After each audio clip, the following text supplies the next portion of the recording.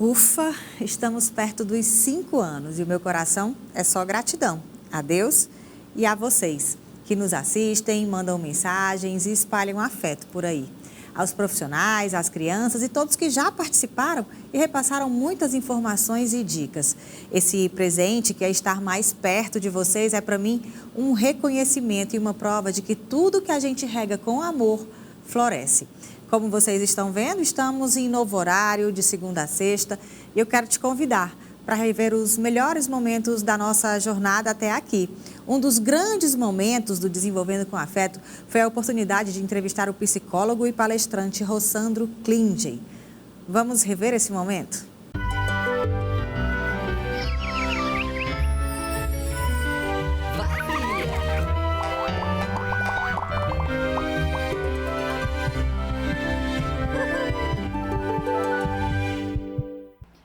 Eu vou começar essa entrevista de hoje com uma frase do nosso convidado que me chamou muito a atenção. Abre aspas, o amor próprio e o perdão são o sistema operacional da alma. Nós vamos iniciar aqui uma conversa riquíssima com o psicólogo, palestrante, autor de diversos livros e que eu estou tendo a honra de conhecer hoje, realizando um sonho, viu, gente? Rossandro Klingey. Muito obrigada. Alegria minha, Ana, que coisa boa. E essa frase, você quer saber o que é que eu quero dizer com isso, né? Isso. Então, quando a gente tem um telefone ou um computador, a gente, por exemplo, tem um monte de aplicativos no telefone, mas para aqueles aplicativos serem baixados, tem um sistema operacional por trás. Por exemplo, no computador é o Windows, nos telefones pode ser o iOS, né? Então, assim, significa dizer que para que eu consiga baixar esses aplicativos, eu tenho que ter esse sistema operacional funcionando. E qual seria, então, na minha metáfora, o sistema operacional da alma, o que dá sustentação para que, por exemplo, sucesso, competência, ética, decência, uma relação conjugal equilibrada, uma vida no trabalho. Para esses outros aplicativos funcionarem, eu preciso desse básico, que é a capacidade de perdoar as pessoas, a mim mesmo e me amar. Com esse conjunto de habilidades de perdão e auto-perdão e auto-amor, eu construo a base para que todas as outras coisas, uma educação parental saudável, um relacionamento maduro, uma vida profissional de sucesso possam acontecer. E muitas vezes as pessoas não entendem isso e investem pra caramba e fazem cursos para tudo e a vida não dá certo porque esquecem que a base da vida não está fluindo. Agora, muita gente não foi apresentada, não recebeu o amor, não sabe o que é desenvolver esse amor próprio. Para essas pessoas, qual é o caminho que você indica? Eu já estou chamando você, viu, gente? Claro. Porque o nosso convidado permitiu. O caminho para se amar, mesmo não tendo recebido esse amor, mesmo para quem não aprendeu a se amar mesmo. O que eu não recebi não é uma condenação. É claro que dificulta. Freud dizia que é incrível a força de alguém que se sente amado. Quando a gente é amado, a gente tem uma força maior. Mas o fato de eu não ter sido amado significa dizer que eu tenho o dever de construir em mim o que não me ofereceram. Ou eu vou ficar na queixa, que aí vai para a mágoa. Não me amaram e por isso eu não vou me amar e por isso minha vida não vai funcionar. Ou não me amaram porque essas pessoas também não foram amadas. Ou eu repito elas e não me amo também e não amo meus filhos. Ou eu digo, em mim encerra isso e eu vou fazer por mim o que não foi entregue para mim. Eu vou fazer um movimento de auto-amor, mesmo que não tenha me sido dado esse auto-amor. Por exemplo, é como se eu dissesse assim, meus pais não foram alfabetizados, então eu vou ficar analfabeto? Não, eu vou para a escola. Então, mesmo que eles não tenham sido alfabetizados, isso não me condena a não ser uma pessoa que aprende a ler e escrever. Assim também nas inscrições no alfabeto das emoções.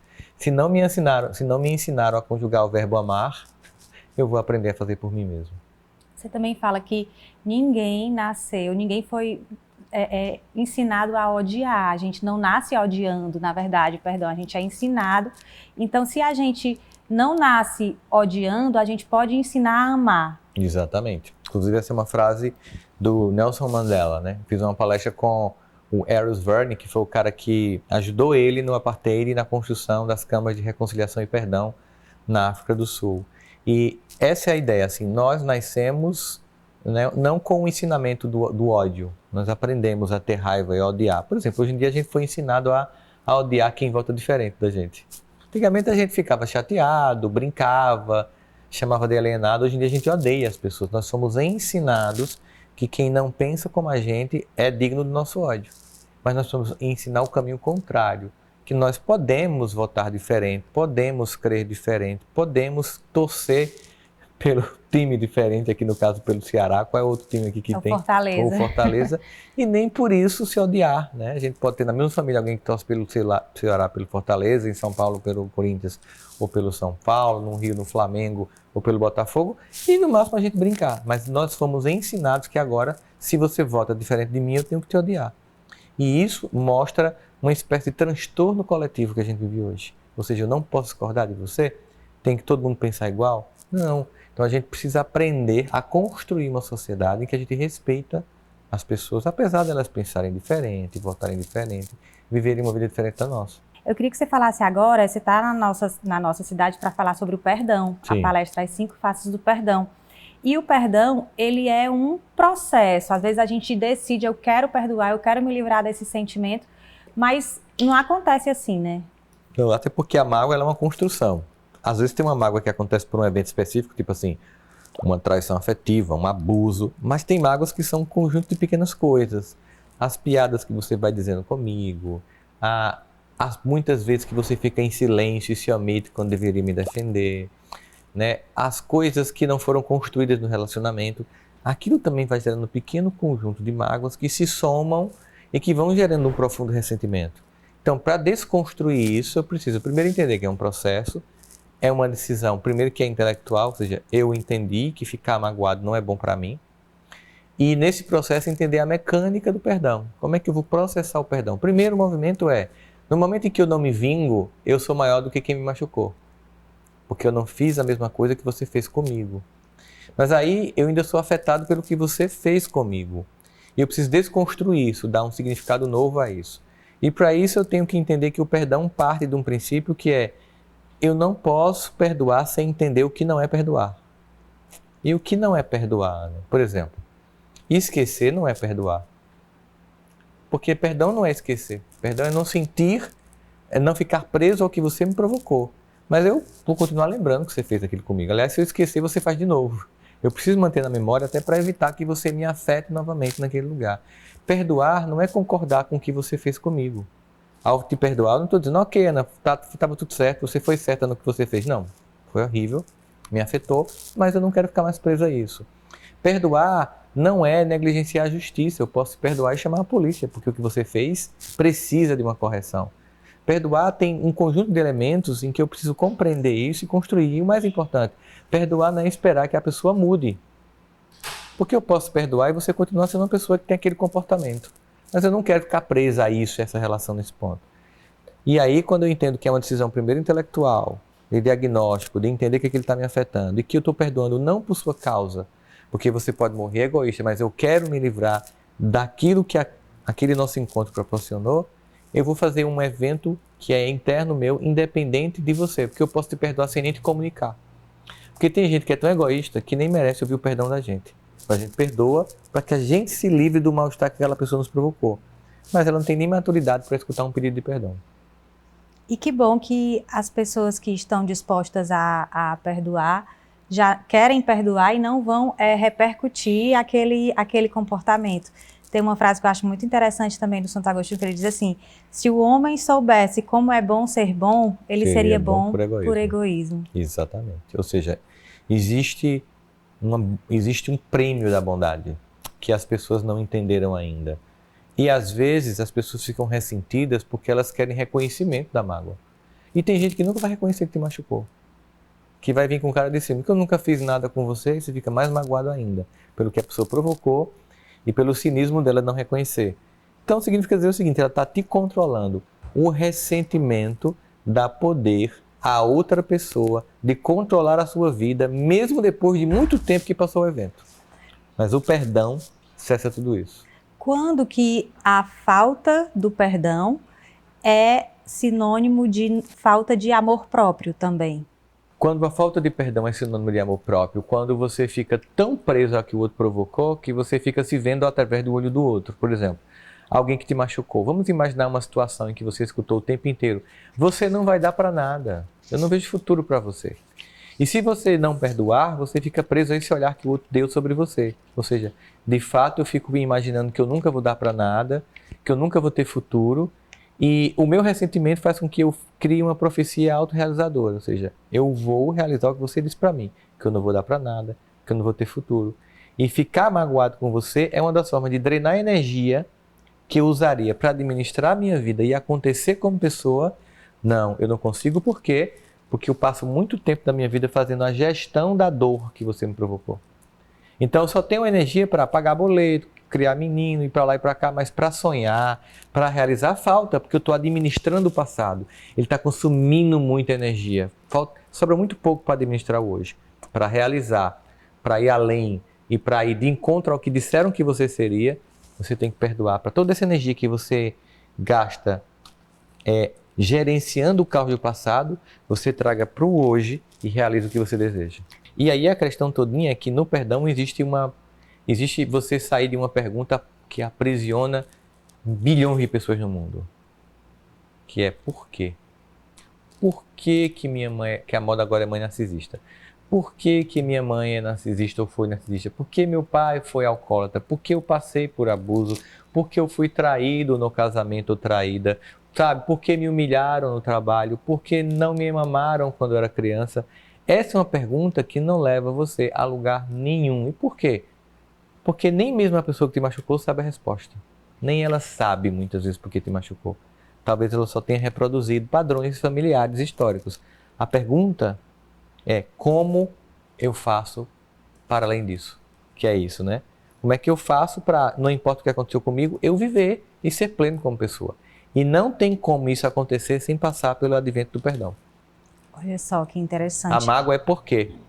Perdão é como? Olha só, a mágoa é por quê? O perdão é como? Mais uma que eu vou guardar. Os pais de hoje, eles enfrentam, digamos que, desafios como nunca se viu antes. Eu sei que cada geração teve seus desafios, alguns até que afetavam a vida de maneira seca, falta de alimentação e tudo mais. E hoje em dia a gente tem as telas, ambientes que os pais não conseguem controlar. Hoje em dia os desafios, a gente tem que conciliar trabalho, ter uma condição financeira saudável para poder oferecer uma boa educação, uma boa alimentação. E aí também, ao mesmo tempo, suprir a nossa ausência. Uhum. Só que aí o que acontece? Os pais muitas vezes não conseguem pôr limites, porque às vezes o tempo que tem junto com o filho é tão pequeno que ele acha que está amando, dando alguma coisa ou facilitando a vida do filho, o que é uma grande cilada, não é? Uhum. É porque, na verdade, a educação não é a quantidade de tempo que eu passo com o filho. Tem quem passa o dia com o filho em casa, mas ignore completamente. Fico lá na minha, o filho na dele, a filha na dela, e você termina não educando. Educar é estar junto. Nós não somos prisioneiros das telas, nós nos tornamos por opção. Eu posso desligar. É óbvio que você está com uma criança pequena, está no restaurante, ela está dando um chilique e tal, de vez em quando, mamãe vai comer, papai vai comer, toma aqui. Beleza, isso pontualmente é compreensível. Deixar uma criança e um pré-adolescente com a tela chega a ser criminoso hoje em dia, porque você está destruindo o desenvolvimento da personalidade daquele indivíduo. E os pais ficam carregando um tipo de culpa que não deveriam ter. Porque, na verdade, eles estão todo dia lutando muito para educar essas crianças, esses filhos. Estão fazendo o possível e o impossível. Estão trabalhando, pegando ônibus, metrô, estão tendo um esforço grande. E essa culpa de achar que tem que chegar em casa e apenas ser lúdico e apenas trazer presentes faz com que as crianças encarem a relação como uma troca. Como se os pais fossem uma espécie de marketplace de coisas. Eu quero isso, eu quero aquilo, não que haja um relacionamento. É mais fácil dar uma coisa para o filho calar do que se dar. Na verdade, o que nós estamos faltando hoje em dia é nos dar como pessoas. Não é dar coisas. O que as crianças precisam não são de presentes, mas de presença. Elas terão a vida inteira para comprar coisas e realizar desejos, mas elas terão pouco tempo para conviver com os pais, amá-los, respeitá-los, sabe? E finalmente no futuro honrá-los. Se você não entende que para hoje não é presente, mas presença, no futuro essa ausência vai provocar um preço altíssimo de muita dor na família. A gente pode dizer que o desafio dessa geração é garantir, ou pelo menos tentar, a saúde mental dos filhos? Essa geração tem como grande desafio ter filhos vulneráveis num tempo mais complexo. Por que a gente tem hoje tantos casos de suicídio infantil e juvenil que não acontecia há 20, 30 anos atrás? A gente tem vários eventos que podem ter provocado isso, e entre esses eventos está o surgimento da internet, das redes sociais, dos smartphones. Tem evidências científicas bastante robustas sobre isso. Significa dizer o seguinte, que os desafios são mais complexos hoje. Se eu tenho um mundo mais complexo e uma geração mais frágil, eu tenho um desastre anunciado.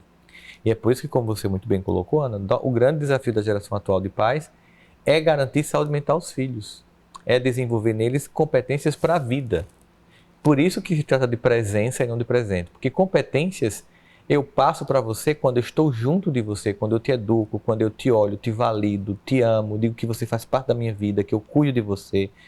Então, esse movimento é que faz com que a pessoa cresça, sabe? Não é aquilo que eu entrego como objetos, mas aquilo que eu entrego como emoções, para que ela possa enfrentar o mundo e ser capaz de suportar a namoradinha da escola que não está afim de você, não conseguir passar no vestibular no Enem que você queria, suportar que ainda você não conquistou certas coisas. Para isso eu preciso desenvolver competências emocionais. Competências emocionais surgem do convívio, da presença e, repito, não dos presentes. É possível, e como é que isso pode ser feito? A gente sabe que não é receita de bolo, claro, mas criar filhos emocionalmente saudáveis e com autoestima, capaz de acreditar neles a ponto de eu quero ser médico e eu vou atrás disso, eu vou cursar, eu vou, sem ficar achando que o meu pai não fez isso por mim, minha mãe não me ajudou, não me levou, enfim, para determinado lugar e etc. O que você diria para os pais que estão assistindo a gente agora, que eles devem fazer hoje com os filhos pequenos, para que lá na frente eles possam, olha, eu fiz porque eu te amei, porque eu te amo. Você tem que fazer o que é possível, cada pai, cada mãe faz o que é possível, né? E com os recursos que tem. E o que vem depois é conta do filho. Imagina que eu sou um casal de pais que só fez ensino fundamental ou médio, mas o meu filho quer ser engenheiro, advogada, médica. Ok, eu vou te dar educação, mas isso é uma luta sua. Você não pode me impedir que eu te estimule mais do que eu te dou, com todo o esforço que eu faço, porque esse é o teu sonho, eu vou te ajudar a realizar, mas não dá para você me culpar se você não conseguiu, porque meu pai e minha mãe nunca me estimulou. Às vezes o pai e a mãe estavam só tentando sobreviver, pagando conta, trabalhando pra caramba, chegando cansado. O pai era um cara que trabalhava na roça, fazia obra, a mãe, sabe, né, estava lá numa loja, atendendo, no balcão. Você exigir que essas pessoas te deem tudo. Na verdade, cada geração compra uma coisa. E meio que diz assim, olha, Marvin, agora é com você. Eu fiz o meu melhor. Olha só, muito obrigada pelo seu tempo. Olha, para quem não conhece pessoalmente, como eu estou tendo a honra agora, ele é uma humildade muito, muito maravilhosa. Eu estava nervosa no começo, pensando, meu Deus, como é que vai ser? Mas tudo flui, já chegou aqui, conversou com a gente, cumprimentou a equipe toda. Obrigada, muito obrigada. Alegria estar com vocês, tá? E para vocês, fica aí o recado, né? Se esse conteúdo, né, Ana, chegou e tocou seu coração, manda para outras pessoas, para que outras pessoas possam ser tocadas pelo conteúdo. Inclusive, teve uma frase que eu falei antes da gente começar a gravar, que diz assim, você não vai saber quantas vidas você tocou, mas elas saberão. E eu acho que ele é um exemplo, tenho certeza que você é um exemplo agora com essas redes sociais, o lado bom disso tudo, é o tanto de vida que você impacta positivamente sem nem conhecer as pessoas, sem nem precisar conhecer as pessoas. É uma honra poder usar os instrumentos que o mundo ofereceu, mas para fazer o bem. Olha só, obrigada. Eu que agradeço. Muito bom, né? Agora vocês ficam com a maravilhosa Cissa Guimarães e o Sem Censura. Eu espero por você amanhã nesse mesmo horário. Até lá!